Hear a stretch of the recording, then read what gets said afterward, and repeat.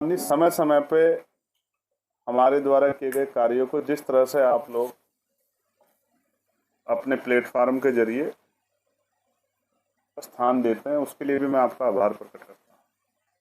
बहुत सारे ऐसे भी साथी हैं जो बेचारे अपने पैसे खर्च करके रैलियों में जाते हैं और पूरी रैली को लाइव दिखा के जो है लोगों तक मेरी बात पहुंचाने का, हमारी पार्टी की पॉलिसी पहुंचाने का काम करते हैं। इसके लिए भी मैं आपका आभार प्रकट करता हूँ। लेकिन आज का जो विषय है वो इसलिए महत्वपूर्ण है कि आप और मैं जानते हैं कि 15 मार्च 2020 को आजाद समाज पार्टी काशीराम की स्थापना और 2026 में इस समय हम लोग हैं। 27 का चुनाव हमारे सर पर है। उत्तर प्रदेश में जब हम लोकसभा का चुनाव लड़ने के लिए गए थे 2024 में, तो हम 2 ही सीटों पे लड़े थे। 2022 में जिस तरह का रिजल्ट आए उस परिणाम में हमने हार नहीं मानी, मेहनत की।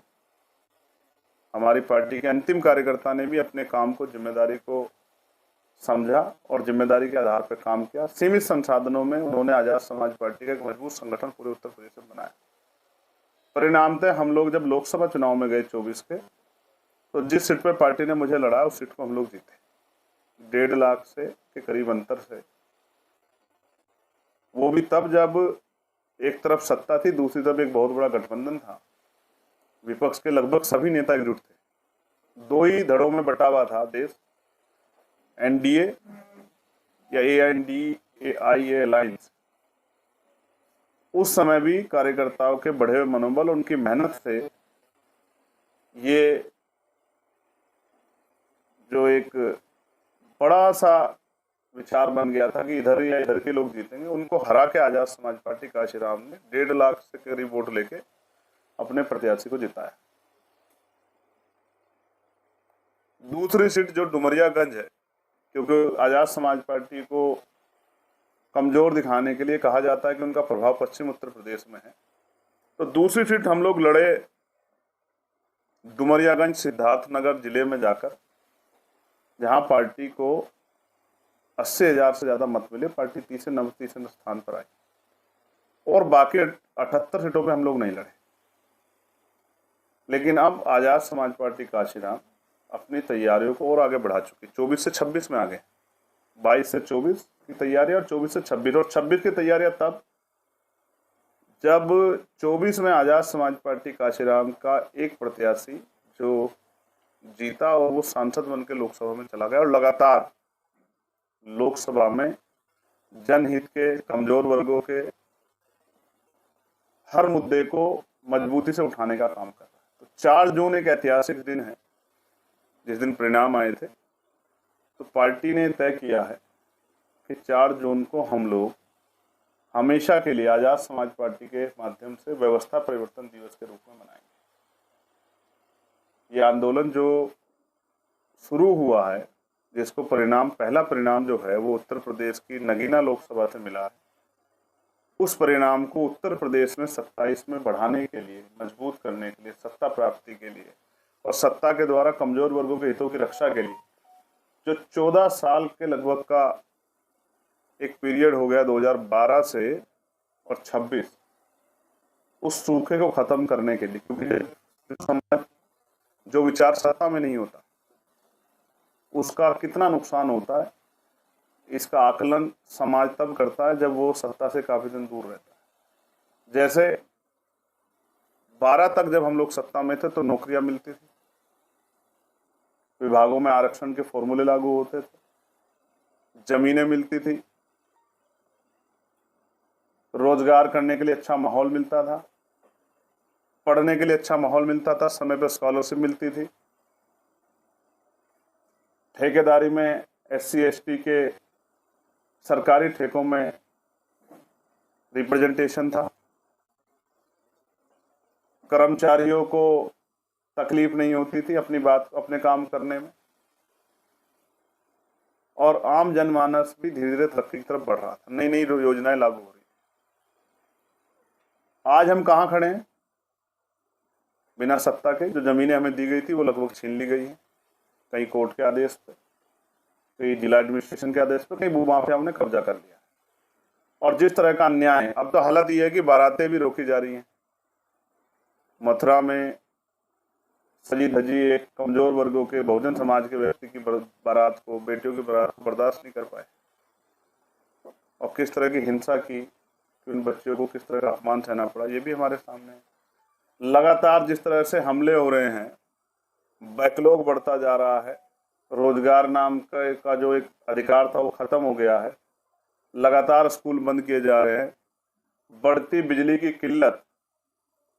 हालांकि प्रीपेड मीटर पे जो सबसे बड़ी लड़ाई लड़ी गई पार्लियामेंट में, वो आजाद समाज पार्टी के सांसद ने लड़ी, जिसके बाद पूरे उत्तर प्रदेश में बिजली का मीटर, प्रीपेड मीटर को हटाना पड़ा सरकार को उस विरोध के बाद, क्योंकि सरकार उसको लगातार लगा रही थी, उत्तर प्रदेश की जबरन लगा रही थी। और लोकसभा में मंत्री जी ने जवाब देते कहा कि ये रेगुलेटरी नहीं, ऑप्शनल है, स्वैच्छिक है, कोई लगवाना चाहे लगवा ले, नहीं लगवाना चाहता उसकी मर्जी।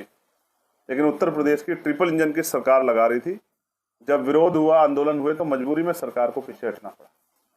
पंचायतों के चुनाव नहीं कराए जा रहे हैं, पर्यवेक्षक नियुक्त कर दिए गए हैं, क्योंकि सरकार की मंशा ही नहीं थी। मैं बार बार कह रहा था कि आजाद समाज पार्टी उत्तर प्रदेश में ग्रामीण क्षेत्रों में ऐतिहासिक रिजल्ट इस बार देगी। तो अब 27 को ध्यान में रखते हुए 4 जून से आजाद समाज पार्टी सत्ता परिवर्तन यात्रा शुरू करेगी, जिसकी शुरुआत उसी जिले से होगी जहां से आजाद समाज पार्टी का प्रथम सदस्य, संसद सदस्य जीत कर आया, बिजनौर से। और पहला फेज हम लोग उसका अनाउंस कर रहे हैं 4, 5, 6, बिजनौर, मेरठ और शामली। उससे पहले हमने 18 मंडलों में सम्मेलन किए थे, 8 बड़ी रैलियां की थी, मुस्लिम समस्या और संवाद के नाम से कार्यक्रम किया था। उसके साथ साथ जो है पिछड़ा वर्ग अधिकार सम्मेलन किया था। हम इस यात्रा के जरिए अपने मुद्दों को, जो हम 27 में चाहते हैं, उनके लिए जोर शोर से आवाज उठा के जन समर्थन हासिल करने का प्रयास करेंगे, लोगों से अपनी बात रखेंगे, उत्तर प्रदेश की महान जनता से अपनी बात रखेंगे। और मुझे विश्वास है कि जैसे हमारी बात उन तक जाएगी और उनका आशीर्वाद, उनका सहयोग हमें मिलेगा, तो उत्तर प्रदेश में एक बहुत बड़ा क्रांतिकारी परिवर्तन होगा। और जो पॉलिसी हम लोग लेके जनता के बीच में आए, चाहे वो कॉमन एजुकेशन पॉलिसी कक्षा 1 से 12 तक, और आज कक्षा 1 से 12 का ही नहीं, मैं आपसे कहना चाहता हूँ, जिस पॉलिसी का मैं जिक्र करूंगा, आप बड़े बड़े सत्ताधारी दल भी, विपक्ष के लोग भी उस बात को जिक्र करेंगे, आप मेरी बात को उनके आगामी पीसीओ में सुन लेना। मैं चाहता हूं मेडिकल की पढ़ाई भी फ्री हो, मैं चाहता हूं कोई पत्रकार बनना चाहता तो मास कम्युनिकेशन की पढ़ाई भी फ्री, कोई इंजीनियर बनना चाहता उसकी पढ़ाई भी फ्री, कोई वकील बनना चाहता है, LLB LLM करना चाहता उसके लिए भी उसकी पढ़ाई भी फ्री। क्यों फ्री हो? क्योंकि हमारे महापुरुष ये कहते थे कि ये आपको सब कुछ दे सकते हैं लेकिन शिक्षा नहीं देंगे।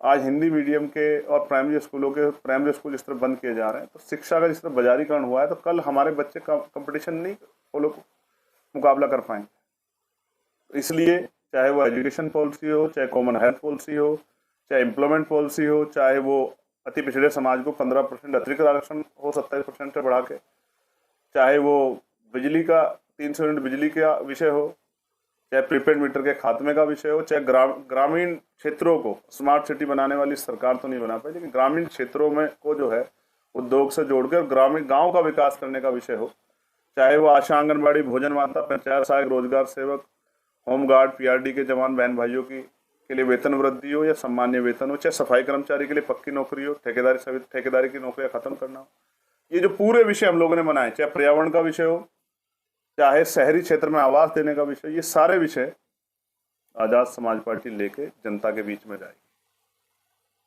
और जाके जनमत हासिल करने के लिए लोगों से उत्तर प्रदेश की महान जनता से अपील करेगी।